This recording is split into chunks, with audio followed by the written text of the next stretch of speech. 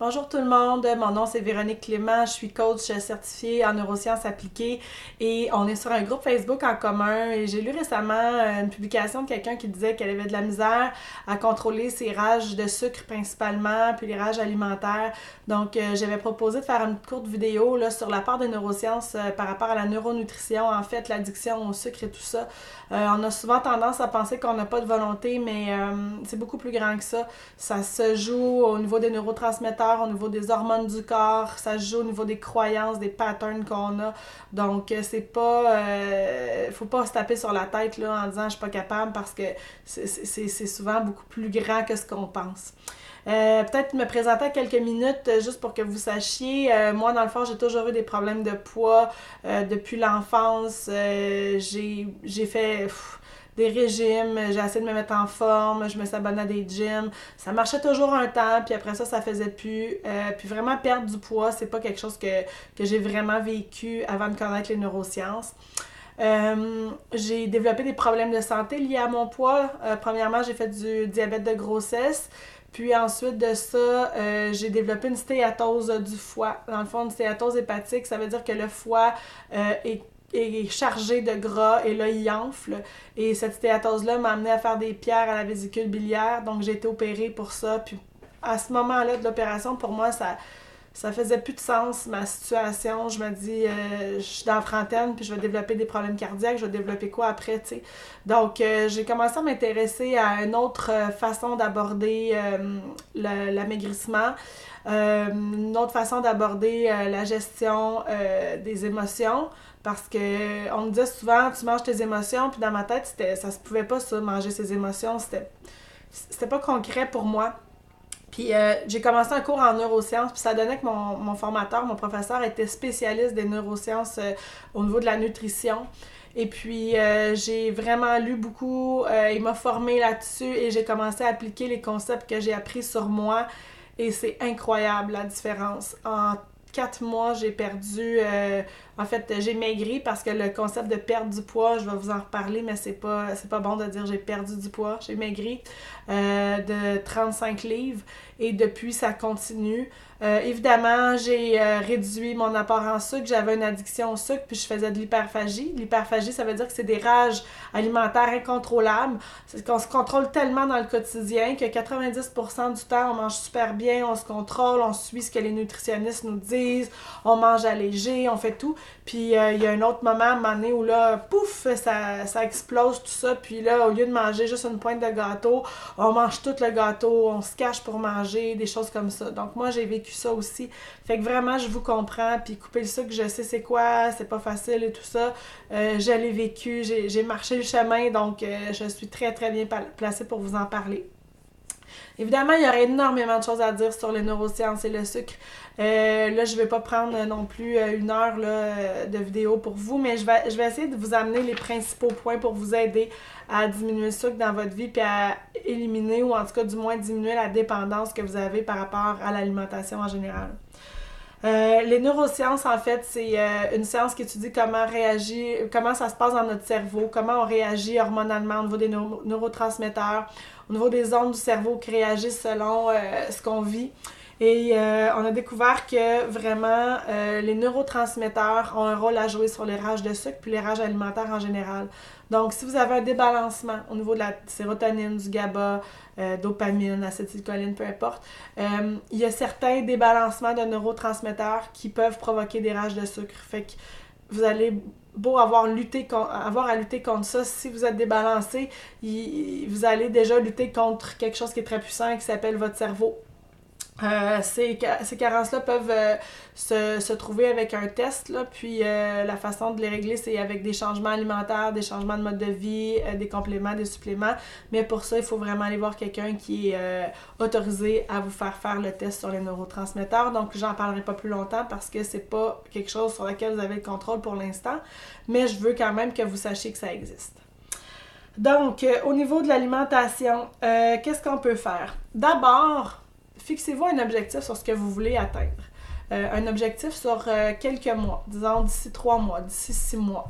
Un objectif, oui, vous avez sûrement déjà entendu parler là, d'un objectif SMART, donc spécifique, mesurable, atteignable et ambitieux, réaliste et étalé dans le temps. Nous, en neurosciences, on ajoute pour le S un objectif qui fait du sens. Il faut donner un sens fort à la démarche. Parce que si vous vous dites « Ah, je veux perdre 20 livres d'ici 3 mois », mettons, premièrement, ça se peut que le cerveau fasse non, ça se peut juste pas, tu seras jamais capable, t'es pas bon. Puis là, repartent toutes les pensées. Donc, il faut faire du sens. Dans mon cas, faire du sens, c'était de dire, regarde, j'ai l'exemple parfait de ce que je veux pas devenir. Moi, dans ma famille, il y a beaucoup de gens qui sont obèses, qui ont des problèmes de santé. Je me voyais prendre cette tangente-là. Donc, le sens était assez grand de dire, non, tu sais, je choisis aujourd'hui de me remettre les pendules à l'heure et d'accepter de pas manger de sucre aujourd'hui parce que je veux pas aller là. Et ça fait assez de sens. Une autre façon de faire du sens, c'est peut-être d'avoir un objectif qui va être tellement grand. Je donne un exemple. À Noël, j'aimerais vraiment rentrer dans ma petite robe rouge qui est de taille 8. Puis là, je fais je sais pas, du 12, 14, peu importe. Donc, mon objectif, c'est à Noël, réussir à mettre cette robe-là. Puis là, commencer à se visualiser, de se trouver belle, de se trouver, d'être fière de se rendre là. Donc, le sens, il faut qu'il soit grand de votre objectif. Faut pas juste mettre un chiffre. Il faut que ce soit aussi plaisant. Donc, il faut que ce soit un objectif qui vous donne du plaisir dans la vie. Si c'est juste restrictif, mon objectif, c'est plus manger de sucre, c'est plus faire ci, plus faire ça, m'entraîner au gym 5 jours semaine, ça se peut que vous fassiez non. Ça, je ne vais pas tenir ça sur la longueur parce que c'est plate, c'est dur, c'est demandant.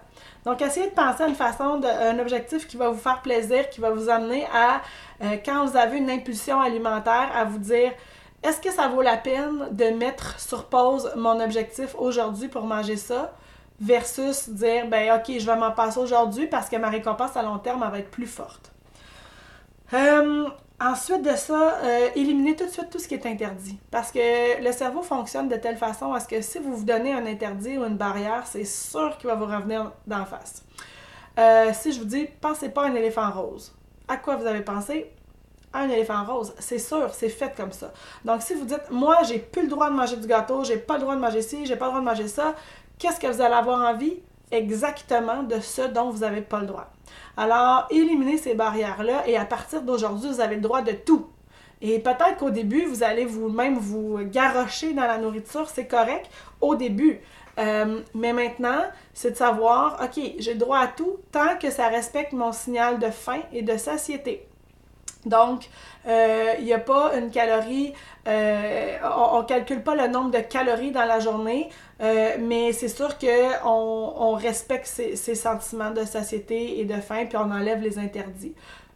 Comment on fait ça, respecter ces sentiments de satiété et de faim, si on ne les connaît pas? Ça, c'est le grand travail. Si vous les connaissez, tant mieux, écoutez-les. Mais pour beaucoup de gens en surplus de poids, on les a perdus rapidement. Parce qu'on a mangé trop, fait qu'à un moment donné, le cerveau a fait bof, elle les écoute pas, on va éliminer ça. Donc, on sait plus vraiment c'est quoi avoir faim. Donc, il faut s'autoriser à se mettre un petit peu, peut-être pas en famine, là, mais au début, commencer par éliminer des collations. C'est pas vrai qu'on a besoin de manger des collations. On devrait manger déjeuner, dîner, souper, puis encore là, on peut jeûner, là. Donc, octroyez-vous un bon 4 heures entre des repas pour que votre cerveau ait le temps de vous envoyer un signal de dire « Hey, t'as peut-être faim, là. » Puis, permettez-vous de l'étirer un petit peu pour voir, est-ce que j'ai faim parce que j'ai envie de manger? Est-ce que j'ai faim parce que je suis fatiguée? Est-ce que j'ai faim parce que ça fait longtemps que j'ai pas mangé, mais c'est dans ma tête? Ou si je sens dans mon corps que j'ai faim? Et quand vous mangez, mangez lentement. Puis, au début, je vous conseille de manger la moitié de votre assiette, de la tasser, d'aller faire autre chose pendant 15 minutes. Si vous avez encore faim, revenez-y. Parce que le sentiment de satiété, ça prend un bon 20 minutes à se rendre. Donc, commencez à manger pour enlever le sentiment de faim, puis voyez après ça pour apprendre à connaître un peu votre réel appétit. Parce que on a tendance souvent à remplir notre assiette, puis là, on mange, puis on la finit. Et souvent, on a trop mangé. Donc, on n'a pas respecté le sentiment de satiété, ce qui fait qu'on se sent gonflé, qu'on se sent plein. Et quand on fait de l'hyperphagie, comme moi j'ai déjà fait, on se sent bien quand on se sent plein. La plupart des gens ne se sentent pas bien quand ils sont remplis. Mais quand on fait de l'hyperphagie, on aime ça. On se sent comme complet, si on peut dire. Puis ça, c'est quelque chose qu'il faut apprendre à changer. Donc, pour réussir à trouver votre sentiment de satiété puis votre sentiment de faim, observez-vous. Prenez des notes. Au début, c'est peut-être un peu fastidieux, mais ça vaut vraiment la peine. Donc, à quelle heure j'ai mangé? Qu'est-ce que j'ai mangé? Qu'est-ce qui s'est passé juste avant? Est-ce que je suis au travail, puis je trouve ça plate, puis je m'emmerde? Fait que, j'ai faim. Dans le fond, c'est comme une pause.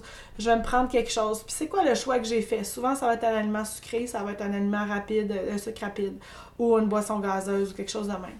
Est-ce que je viens de me chicaner avec mon collègue? Là, je me sens coupable. Fait que, j'ai faim, je vais manger quelque chose pour me faire du bien. Est-ce que je me sens là, le coup de fatigue de l'après-midi, puis là, je me donne un boost avec une palette de chocolat?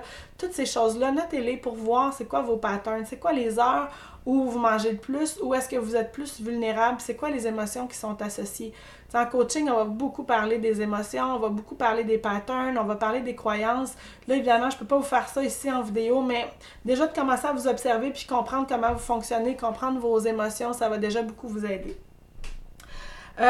Au niveau des croyances, si vous êtes de ceux comme moi qui avaient entendu souvent finis ton assiette, t'auras pas de dessert, puis il y a des enfants d'Afrique qui meurent de faim, ça c'est une croyance que vous avez achetée quand vous étiez enfant qui fait que vous avez de la misère à pas finir votre assiette, vous y pensez même pas.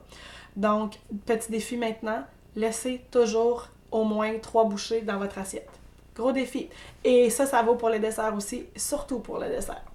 Donc, il faut défaire ces croyances-là. Évidemment, il y a 1000 façons de travailler des croyances. Là, je ne peux pas faire ça en vidéo ici, mais déjà, si vous commencez à regarder ce que vous avez appris, tu vas être obèse comme toute la famille, c'est dans tes gènes, tu n'as rien à faire. Ah oui, ben commencez à vouloir le prouver que c'est une croyance que vous avez. C'est pas vrai là, que c'est juste génétique. Une autre chose que je vous conseille, c'est de manger en pleine conscience. Essayez ça. Quand on mange vite devant la télé, avec un livre, au bureau, dans l'auto, on n'a pas conscience de ce qu'on mange. Donc, on mange souvent trop et on mange mal. On ne goûte pas les aliments. Faites le test. Prenez-vous 2 petits chocolats, 2 petits carrés de chocolat. Le premier, mangez-les super rapidement, devant la télé, dans un rush, en marchant, peu importe, mais vous le mangez rapidement comme vous avalez vos repas. Puis le deuxième, vous le regardez, vous le respirez, vous le savourez, vous le laissez fondre dans votre bouche. Puis vous allez voir que l'expérience est complètement différente. Vous allez le goûter, vous allez le vivre. Ben, ça devrait être ça à chaque repas. Quand vous mangez un repas, prenez le temps de le regarder, d'apprécier, de le sentir, puis de le goûter, de le mastiquer, de bien le manger. Je vous garantis que votre faim va diminuer. Puis les rages de sucre vont être moins présentes parce que vous avez envoyé le signal à votre cerveau que sa dose de sucre, elle est rendue. Le cerveau, c'est pas vrai qu'il a besoin de plein de sucre en passant, là. Ça, c'est une conception nord-américaine, là. Mais bon, si vous sentez que vous voulez du sucre, au moins, dégustez-le, puis le message va se rendre, vous allez avoir votre sérotonine qui va vous faire du bien, c'est l'hormone du bonheur, vous allez être heureux. Donc, voilà.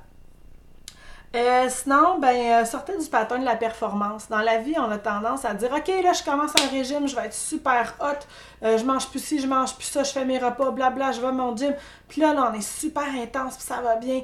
Puis là, à un moment donné, hop, on vient fatigué, on n'a plus d'énergie, on le fait plus. Puis on se dit « Ça y est, j'ai pas de volonté, je suis donc pas bon, je suis pas capable de faire ça, moi, un régime, je suis pas capable de m'entraîner au gym, je suis tout le temps de même, les autres sont capables, pas moi. » Puis là, on se met à se taper sur la tête. Puis qu'est-ce qu'on fait? On fait plus rien. On se dit « là, tant qu'à ça, je vais manger ci, puis je vais manger ça. » Puis là, finalement, on retombe dans nos vieux patterns.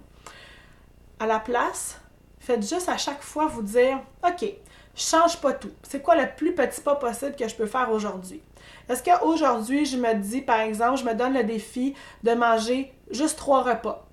Est-ce que je me donne le défi de pas manger de sucre raffiné? Donc, manger mon sucre dans mes fruits, par exemple.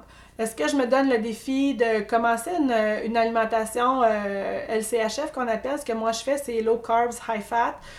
Donc, c'est diminuer beaucoup les glucides, augmenter les sources de gras. Le gras favorise la satiété. Donc, peut-être qu'aujourd'hui, votre premier petit pas possible, c'est d'aller sur un site de recettes puis de sortir des recettes que vous aimez pour vous planifier. Ça n'a pas besoin de dire à gauche, change tout.